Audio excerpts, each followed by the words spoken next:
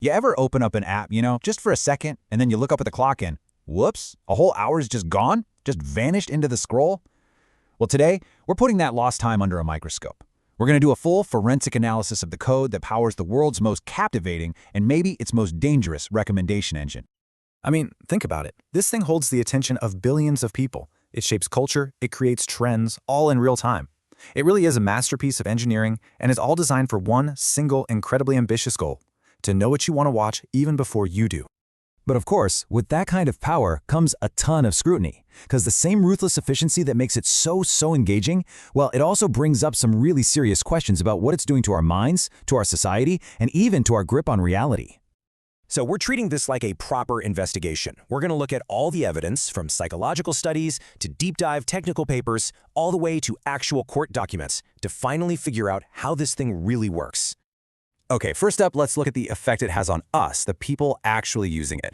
That feeling of being totally hooked is so common that researchers are now talking about it in clinical terms. So the big question is this design just good at keeping us engaged, or is it deliberately addictive? To actually get some data on this, a study in the journal Ames Public Health came up with something called the TikTok Addiction Scale. It's based on these 6 universally recognized parts of addiction theory. And this covers the whole spectrum. You've got salience, which is when the app is just dominating your thoughts, even when you're not on it. And then you have withdrawal, which is that antsy, bored feeling you get when you can't access it. This gives us a real clinical framework to understand its crazy powerful psychological pull. So how in the world does the algorithm pull off such a powerful psychological effect? To get that, we've got to pop the hood and take a look at the engine itself. And what it's actually tracking, well, that's where its real power comes from. This right here is the absolute genius of the algorithm. It's the shift from what you actively do to what you passively reveal. We all know it's tracking our likes and shares, right? But its true power, its secret sauce, comes from measuring subconscious signals. How long you pause on a video, even for a fraction of a second. Did you watch it again? How fast did you scroll past that other video? It's learning from your gut reactions, not just the buttons you decide to click. And the result of all that learning is just staggering.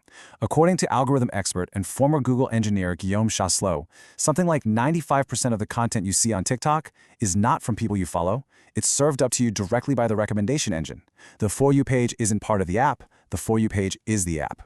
This system making all this happen is an engineering marvel called Monolith. It's ByteDance's real-time training system. So unlike older models that might update, say, once a day, Monolith is always learning, always updating with every single swipe you make.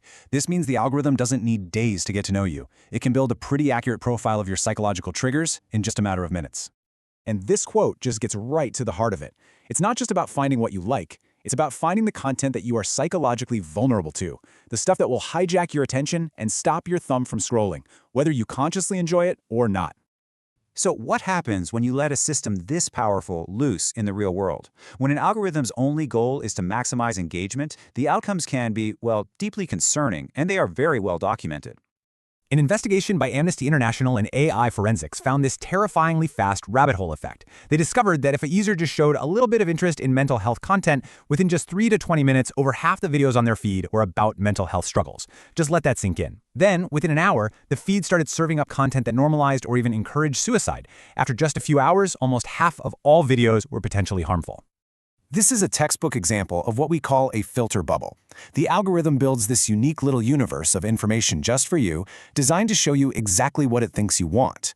The real danger here is that it stops showing you anything that might challenge your views. It just amplifies your existing biases and can hide really important information you might need to see to be an informed person, not just the stuff you want to see. And this problem isn't just in the recommendations, it's baked into the search function too. A report from the Institute for Strategic Dialogue found that the algorithm was actually creating these harmful associations. Like if you searched a gendered anti-black slur in German, it would return content related to Nigeria. If you searched an anti-Roma slur in English, you'd get videos of regular users who just happened to be of Roma ethnicity. The algorithm was literally learning to connect hateful language with the very communities that language is meant to hurt. And now this whole issue is being tested in the courts. In a case called Anderson versus TikTok, a federal appeals court made a huge landmark ruling.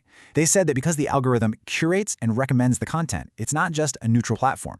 Those recommendations are considered TikTok's own speech. And the implications of that are massive, because it means the company can't just say, hey, we're not responsible for what users post. It could be held directly liable for what its own algorithm promotes. That court ruling really brings this abstract code into the real world of legal responsibility.